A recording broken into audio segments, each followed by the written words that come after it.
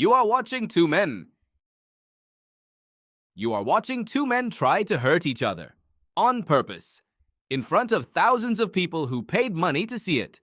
You call it boxing. You call it a sport. But strip away the gloves, the ropes, the referee, and what's left is something far older and far stranger. It's a fight. A real one. The kind your ancestors ran from, or died in. So why does a stadium full of people cheer when the punches land? The answer has almost nothing to do with sport, and almost everything to do with your brain's oldest, least sportsmanlike instincts. Start with a simple question. Why does violence need rules at all? For most of human history, it didn't. Anthropologist Richard Wrangham has spent decades studying aggression in humans and our closest primate relatives. His research on chimpanzee violence found something unsettling. Unprovoked, lethal aggression between rival groups isn't a human invention. It shows up in chimp troops too, when one side outnumbers the other and the risk is low. Ambush, overwhelm, kill, no rules, no referee, just advantage taken the moment it appears. Humans inherited that same wiring, but somewhere along the way, something changed. Violence didn't disappear. It got organized. The ancient Greeks may have been the first to notice they had a problem. Not a violence problem, a watching problem. People wanted to see a fight. Badly enough that by 688 BC, boxing had become an official Olympic event. Fighters wrapped their hands in leather straps called himantes. There was no ring, no rounds, no scoring, just two men swinging until one of them couldn't stand. The Greeks didn't invent the urge to fight. They invented something more interesting, a container for it. Why go to all that trouble?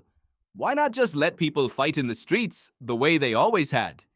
Because a fight without rules is chaos, and chaos is expensive. It destroys trust, property, sometimes entire communities. But a fight with rules, a fight everyone agrees to watch, does something chaos never could. It lets an entire group feel the danger of violence without paying its full price. That trade turned out to be one of the most valuable inventions in human history. Fast forward almost 2,000 years, and the fight had barely changed. Bare-knuckle boxing in 18th century England looked closer to a street brawl than a sport. No weight classes, no time limits. Matches sometimes lasted for hours, ending only when one man was too broken to continue. Spectators didn't just watch, they bet, heavily.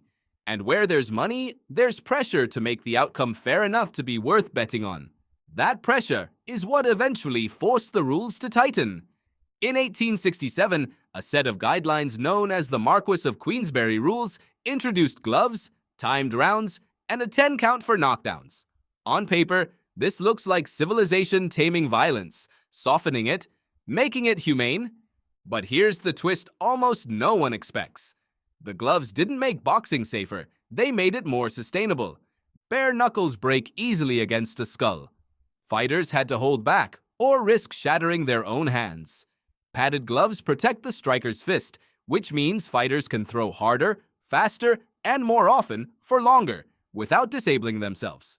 Sports medicine research on boxing injuries has repeatedly found that padded gloves reduce hand and facial lacerations, while doing little to reduce, and in some measures increasing, the cumulative impact absorbed by the brain. The rules didn't remove the danger, they relocated it and extended it. That's not a flaw in boxing's history, that's the entire point of it.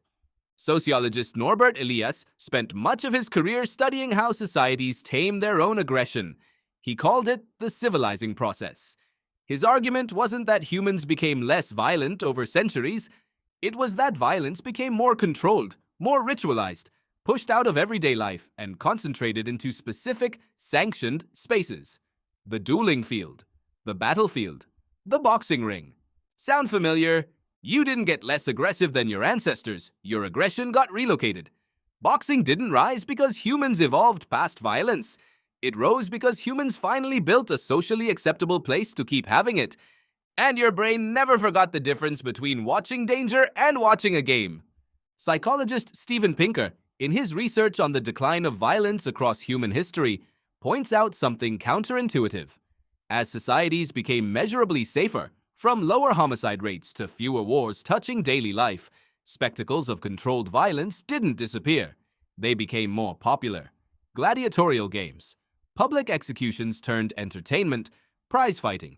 The safer daily life became, the more people seemed to crave a supervised taste of the danger they'd left behind. That craving is still running in you right now. When you watch a boxing match, your nervous system doesn't fully register the difference between real danger and performed danger.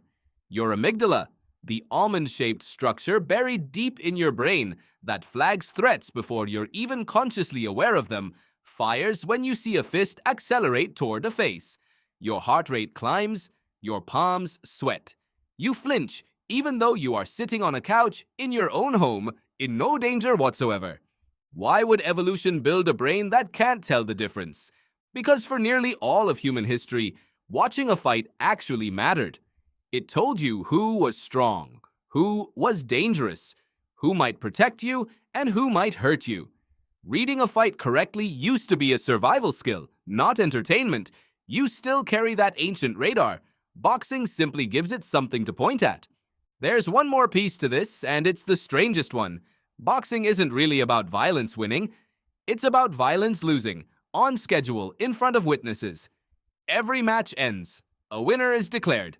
The loser walks away, usually alive, sometimes even shaking hands with the man who just tried to knock him unconscious. That ending is not incidental. It's the entire design. A real fight has no guaranteed resolution. A boxing match always does. And that guaranteed resolution is exactly what makes it safe enough to watch, bet on, and build an entire industry around. You are not just watching two fighters. You are watching your species' oldest problem, solved in real time, over and over, 12 rounds at a time. So the next time you find yourself leaning forward as a punch lands, understand what's actually happening. That isn't bloodlust. It isn't primitive weakness you should feel embarrassed about. It's a few million years of survival instinct, still fully wired, still fully functional, watching the one activity humans deliberately built to give it somewhere safe to go. You are watching two men try to hurt each other, on purpose, in front of thousands of people who paid money to see it. And somewhere underneath the ropes, the gloves, and the rules, that's still exactly what your ancestors were watching too.